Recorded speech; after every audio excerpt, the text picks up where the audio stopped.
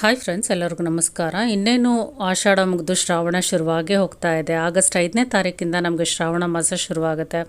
ಶ್ರಾವಣ ಮಾಸ ಶುಕ್ಲ ಪಕ್ಷ 2ನೇ ಶುಕ್ರವಾರ ನಾವು ವರಮಹಾಲಕ್ಷ್ಮಿ ವ್ರತವನ್ನು ಆಚರಣೆ ಮಾಡ್ತೀವಿ. ಈ ವರ್ಷ ನಮಗೆ ಆಗಸ್ಟ್ 16ನೇ ತಾರೀಕು ವರಮಹಾಲಕ್ಷ್ಮಿ ವ್ರತ ಬರ್ತಾ ಇದೆ.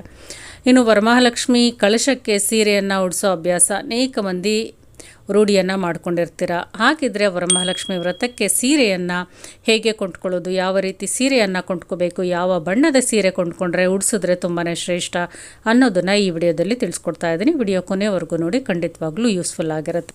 ಇನ್ನು ವರಮಹಾಲಕ್ಷ್ಮಿ ವ್ರತವನ್ನು ಯಾರು ಆಚರಣೆ ಮಾಡಬೇಕು, ಯಾರು ಮಾಡಬಾರ್ದು ಅಂತ ನೋಡೋದಾದರೆ, ಈ ಒಂದು ವ್ರತವನ್ನು ಯಾರು ಬೇಕಾದರೂ ಆಚರಣೆ ಮಾಡ್ಬೋದು. ವೃದ್ಧರಾಗಿರ್ಬೋದು, ಕನ್ಯರು, ಸುಮಂಗಲಿಯರು, ಗೃಹಿಣಿಯರು, ಮದುವೆ ಆಗಿರುವಂಥವ್ರು, ಆಗದೇ ಇರುವಂಥವ್ರು, ಪ್ರತಿಯೊಬ್ಬರು ಯಾರು ಬೇಕಾದರೂ, ಮನೆಯ ಯಜಮಾನರು ಈ ಒಂದು ವ್ರತವನ್ನು ಯಾರಾದರೂ ಆಚರಣೆಯನ್ನು ಮಾಡ್ಬೋದು. ಈ ಒಂದು ವರಮಹಾಲಕ್ಷ್ಮಿ ವ್ರತ ಆಚರಣೆ ಮಾಡೋದಕ್ಕೆ ಇದೇ ಪದ್ಧತಿ ಅಂತ ಖಂಡಿತವಾಗ್ಲೂ ಇಲ್ಲ.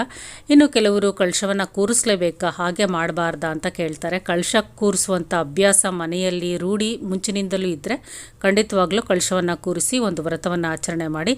ಮನೆಯಲ್ಲಿ ಹಿರಿಯರು ಒಂದು ವರಮಹಾಲಕ್ಷ್ಮಿ ವ್ರತಕ್ಕೆ ಕಳಶ ಹಿಂದಿನಿಂದಲೂ ಕೂರಿಸ್ತಾ ಇಲ್ಲ ಅಂಥವ್ರು ಹೇಗೆ ಒಂದು ವ್ರತವನ್ನು ಆಚರಣೆ ಮಾಡಬೇಕು ಅಂತ ಹೇಳಿದ್ರೆ, ನಿಮ್ಮ ಮನೆಯಲ್ಲಿ ಲಕ್ಷ್ಮೀ ಫೋಟೋ ಅಥವಾ ಲಕ್ಷ್ಮೀ ವಿಗ್ರಹ ಇದ್ದೇ ಇರುತ್ತೆ. ಅದಕ್ಕೆ ನೀವು ಪೂಜೆಯನ್ನು ಸಲ್ಲಿಸಿ ವ್ರತವನ್ನು ಆಚರಣೆ ಮಾಡ್ಬೋದು.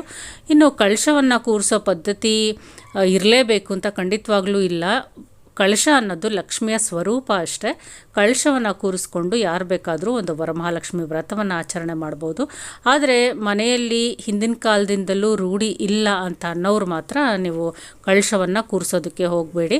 ಹಾಗೆ ಒಂದು ವರಮಹಾಲಕ್ಷ್ಮಿ ಫೋಟೋಗಾಗ್ಬೋದು, ವಿಗ್ರಹಕ್ಕಾಗ್ಬೋದು ಈ ಒಂದು ಪೂಜೆಯನ್ನು ಸಲ್ಲಿಸ್ಬೋದು. ಇನ್ನು ಕಳಶವನ್ನು ಇಟ್ಟು ವರಮಹಾಲಕ್ಷ್ಮಿ ವ್ರತ ಪೂಜೆಯನ್ನು ಮಾಡೋರು ಯಾವ ರೀತಿ ಸೀರೆಯನ್ನು ತಗೋಬೇಕು, ಕಳಶಕ್ಕೆ ತುಂಬ ಜನನೇ ಸೀರೆಯನ್ನು ಉಡಿಸುವಂಥ ಒಂದು ರೂಢಿಯನ್ನು ಹಿಂದಿನಿಂದಲೂ ಪಾಲಿಸ್ಕೊಂಬರ್ತಾ ಇರ್ತಾರೆ. ಅದಕ್ಕೆ ಸೀರೆಯನ್ನು ಯಾವ ರೀತಿ ಕೊಂಡ್ಕೋಬೇಕು ಅಂತ ಹೇಳಿದ್ರೆ, ಮೊದಲನೇದಾಗಿ ಮುಖ್ಯವಾಗಿ ಒಂದು ಬಾರ್ಡರ್ ಇರುವಂಥ ಸೀರೆಯನ್ನು ತಾಯಿಗೆ ತೊಗೋಬೇಕಾಗುತ್ತೆ. ನೀವು ಲಕ್ಷ್ಮೀ ಫೋಟೋಗಳಲ್ಲಿ ನೋಡಿರ್ಬೋದು, ಸೀರೆ ಒಂದು ರೇಷ್ಮೆ ಸೀರೆ ಆಗಿರುತ್ತೆ. ಒಂದು ಬಾರ್ಡರ್ ಇರುವಂಥ ಸೀರೆಯನ್ನು ಒಂದು ಲಕ್ಷ್ಮೀ ಫೋಟೋಗಳಲ್ಲಿ ಲಕ್ಷ್ಮೀ ದೇವಿ ಹುಟ್ಟಿರ್ತಾಳೆ. ಖಂಡಿತವಾಗ್ಲೂ ಒಂದು ಬಾರ್ಡರ್ ಇರುವಂಥ ಸೀರೆಯನ್ನೇ ನೀವು ಕೊಂಡ್ಕೋಬೇಕು. ಇನ್ನು ರೇಷ್ಮೆ ಸೀರೆಯನ್ನೇ ಕೊಂಡ್ಕೋಬೇಕಂತ ಹೇಳಿದ್ರೆ, ನಿಮಗೆ ಸಾಧ್ಯವಾದರೆ ಖಂಡಿತವಾಗ್ಲೂ ರೇಷ್ಮೆ ಸೀರೆಯನ್ನು ಉಡಿಸಿ. ರೇಷ್ಮೆ ಅನ್ನೋದು ತುಂಬಾ ಶ್ರೇಷ್ಠ. ಅದು ಪೂಜೆಗಳಿಗೆ ಒಂದು ರೇಷ್ಮೆ ಸೀರೆ ಉಪಯೋಗಿಸಿದ್ರೆ ತುಂಬಾ ಒಳ್ಳೆಯದು, ಶ್ರೇಷ್ಠ ಅಂತ ಹೇಳ್ತಾರೆ. ಆದರೆ ಎಲ್ಲರಿಗೂ ರೇಷ್ಮೆ ಸೀರೆ ಕೊಂಡುಕೊಳ್ಳೋದಕ್ಕೆ ಸಾಧ್ಯ ಇರೋದಿಲ್ಲ. ಸಾಧ್ಯ ಇರುವಂಥವರು ರೇಷ್ಮೆ ಸೀರೆ ಬಾರ್ಡರ್ ಇರುವಂಥ ಸೀರೆಯನ್ನು ಕೊಂಡ್ಕೋಬೋದು. ಸಾಧ್ಯ ಇಲ್ಲದೆ ಇರುವಂಥವರು ಬಾರ್ಡರ್ ಸೀರೆಗಳು ನಿಮಗೆ ತುಂಬಾ ಸಿಗುತ್ತೆ. ಕಾಟನ್ ಸೀರೆ ಆಗಿರ್ಬೋದು ಅಥವಾ ಸಾಫ್ಟ್ ಸಿಲ್ಕು ಬಾರ್ಡರ್ ಇರುವಂಥ ಸೀರೆಗಳು ನೀವು ಯಾವುದಾದ್ರೂ ನಿಮ್ಮ ಕೈಗೆಟುಕುವಂಥ ಬೆಲೆಯಲ್ಲಿ ಕೊಂಡ್ಕೋಬೋದು.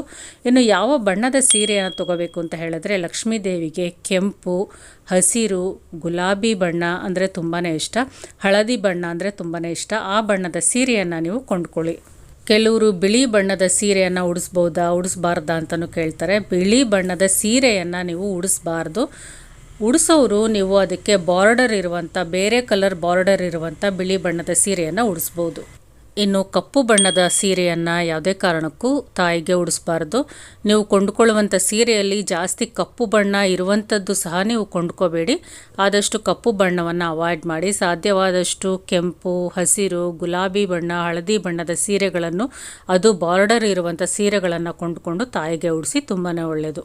ಇನ್ನು ಸೀರೆಗಳಲ್ಲಿ ಈಗ ಪ್ಯಾಚ್ ವರ್ಕ್ ಅಂತ ಬರುತ್ತೆ ಅಥವಾ ಬಾರ್ಡರ್ ಅಟ್ಯಾಚ್ ಅಂತ ಬರುತ್ತೆ. ಆ ರೀತಿ ಸೀರೆಗಳನ್ನು ಸಹ ನೀವು ಕೊಂಡ್ಕೋಬೇಡಿ. ಸೀರೆ ಅಖಂಡವಾಗಿ ಒಂದೇ ಪೀಸಲ್ಲಿ ಇರಬೇಕು. ಬಾರ್ಡರ್ ಅಟ್ಯಾಚ್ ಇರುವಂಥದ್ದಾಗಿರ್ಬೋದು ಅಥವಾ ಬ್ಲೌಸ್ ಅಟ್ಯಾಚ್ ಇರುವಂಥದ್ದು ಅಥವಾ ಒಂದು ಪಲ್ಲು ಅಟ್ಯಾಚ್ ಇರುವಂಥದ್ದು, ಆ ರೀತಿ ಸೀರೆಗಳನ್ನು ನೀವು ಕೊಂಡ್ಕೊಳ್ಳೋದಕ್ಕೆ ಹೋಗಬೇಡಿ. ಸೀರೆ ಪೂರ್ತಿ ಒಂದೇ ಅಖಂಡವಾಗಿ ಒಂದೇ ರೀತಿ ಇರಬೇಕು. ಅದಕ್ಕೆ ಅಟ್ಯಾಚ್ಡ್ ಬಾರ್ಡರ್ ಆಗಲಿ, ಪಲ್ಲು ಆಗಲಿ, ಬ್ಲೌಸು ಸ್ಟಿಚ್ಚನ್ನು ಮಾಡಿರ್ತಾರೆ, ಆ ರೀತಿ ಇರೋದನ್ನು ನೋಡಿಕೊಂಡು ಕೊಂಡ್ಕೋಬಾರ್ದು. ಕರೆಕ್ಟಾಗಿ ಸೀರೆಯನ್ನು ನೋಡಿ ಕೊಂಡ್ಕೊಳ್ಳಿ. ಕಳಶಕ್ಕೆ ಸೀರೆ ಉಡಿಸದೇ ಇರುವಂಥವ್ರು ಕಳಶ ಸ್ಥಾಪನೆಯನ್ನು ಮಾಡಿಕೊಂಡು ಕಳಶದ ಪಕ್ಕದಲ್ಲಿ ಹೊಸ ಸೀರೆಯನ್ನು ತಂದು ಪೂಜೆಗೆ ಖಂಡಿತವಾಗ್ಲೂ ಇಡ್ಬೋದು. ಸೀರೆ ಕಳಶಕ್ಕೆ ಉಡಿಸ್ಲೇಬೇಕು ಅಂತ ಯಾವುದೇ ರೀತಿಯಾದ ಒಂದು ಪದ್ಧತಿ ಅಥವಾ ನಿಯಮ ಇಲ್ಲ. ಹೊಸ ಸೀರೆಯನ್ನು ತಾಯಿಗೆ ತಂದು ನೀವು ಇಡ್ಬೋದು. ಅಥವಾ ಸೀರೆ ಕೊಂಡ್ಕೊಳ್ಳೋದಕ್ಕೆ ಸಾಧ್ಯ ಇಲ್ಲ ಅಂತ ಹೇಳಿದ್ರೆ ಒಂದು ಬ್ಲೌಸ್ ಪೀಸ್, ಹೊಸ ಬ್ಲೌಸ್ ಪೀಸ್ ಆದರೂ ನೀವು ತಂದು ಒಂದು ಕಳಶದ ಮುಂದೆ ಇಡ್ಬೋದು. ಇನ್ನು ಕಳಶದ ಅಲಂಕಾರಕ್ಕೆ ಬಂದರೆ, ನೀವು ಕಳಶಕ್ಕೆ ಯಾವುದೇ ಒಡವೆ ಚಿನ್ನ ಏನೇ ಹಾಕಿದ್ರೂ ಅದೆಲ್ಲದಕ್ಕಿಂತ ಮುಖ್ಯವಾಗಿ ಕಳಶಕ್ಕೆ ನೀವು ತಾಳಿಯನ್ನು ತಪ್ಪದೇ ಕಟ್ಟಬೇಕು. ಅದರ ಜೊತೆಗೆ ಗೆಜ್ಜೆ ವಸ್ತ್ರ, ಕೆಲವು ಸುಗಂಧ ಭರಿತವಾದ ಹೂಗಳನ್ನು ಕಳಶಕ್ಕೆ ಹಾಕಿದ್ರೆ ಅದೇ ತುಂಬ ಮುಖ್ಯವಾದದ್ದು. ಕಳಶಕ್ಕೆ ನೀವು ಸೀರೆ ಉಡ್ಸೋದಕ್ಕೆ ಸಾಧ್ಯ ಆಗಲಿಲ್ಲ ಅಂದರೂ ಈ ವಸ್ತುಗಳನ್ನು ಕಳಶಕ್ಕೆ ತಪ್ಪದೆ ಹಾಕಿ. ಇನ್ನು ತಾಯಿಗೆ ಅಲಂಕಾರಿಕ ವಸ್ತುಗಳು ಅಂದರೆ ತುಂಬ ಇಷ್ಟ. ಮಡಿಲಕ್ಕಿ ಇಡುವಂಥ ಅಭ್ಯಾಸ ಇರುವವರು ಮಡಿಲಕ್ಕಿ ಇಡ್ಬೋದು, ಅಥವಾ ಒಂದು ಗೌರಿ ಸಾಮಾನು ಅಂತ ಸಿಗುತ್ತೆ, ಅಲಂಕಾರಿಕ ವಸ್ತುಗಳು ಒಂದು ಚಿಕ್ಕ ಪ್ಯಾಕೆಟಲ್ಲಿ ಮಾರ್ತಾ ಇರ್ತಾರೆ, ಅದನ್ನು ತೊಗೊಂಬಂದು ತಪ್ಪದೆ ಕಳಶದ ಪಕ್ಕದಲ್ಲಿ ಇಡಬೇಕು. ತಾಯಿ ಅಲಂಕಾರ ಪ್ರಿಯ ಆದ್ದರಿಂದ ಅಲಂಕಾರಿಕ ವಸ್ತುಗಳನ್ನು ಕಳಶಕ್ಕೆ ತಪ್ಪದೇ ಇಡಿ. ಇನ್ನು ನಿಮ್ಮ ಹತ್ರ ಚಿನ್ನದ ಒಡವೆ ಇದ್ದರೆ ಅದನ್ನು ಸಹ ಮೊದಲು ಹಾಲಿನಿಂದ ನೀರಿನಿಂದ ಶುದ್ಧಿ ಮಾಡಿಕೊಂಡು ಕಳಶಕ್ಕೆ ಅಲಂಕಾರವನ್ನು ಮಾಡ್ಕೋಬೋದು. ಎಲ್ಲರಿಗೂ ಧನ್ಯವಾದಗಳು.